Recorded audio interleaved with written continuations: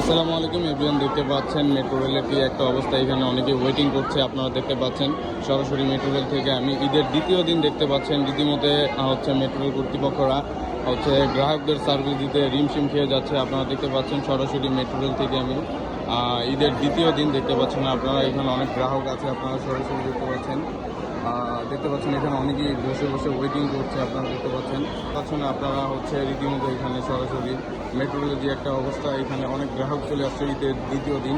অনেকেই অনেক জায়গায় যাবে। সরাসরি মেট্রো রেল থেকে দেখতে পাচ্ছেন। মেট্রো রেল থেকে আরও আপডেট পেতে অবশ্যই এই পেজটি ফলো দিয়ে রাখবেন আপনারা।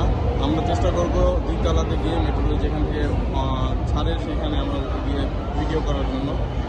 প্রিয় দর্শক, আপনারা যেমনটি দেখতে পেরেছেন নিচে যেরকম হচ্ছে মানুষের ভিড় ছিল, উপরে কিন্তু এরকম মানুষের ভিড় নাই। আপনারা দেখতে পাচ্ছেন আমি মেট্রো রেলের উপরে হচ্ছে সরাসরি আপনারা দেখতে পাচ্ছেন উপরে পুরোটাই একদম খালি ধরতে গেলে।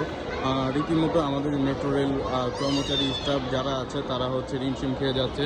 মেট্রো রেলের হচ্ছে টিকিট সেল করার যে একটা ব্যাপার আছে সেইটা নিয়ে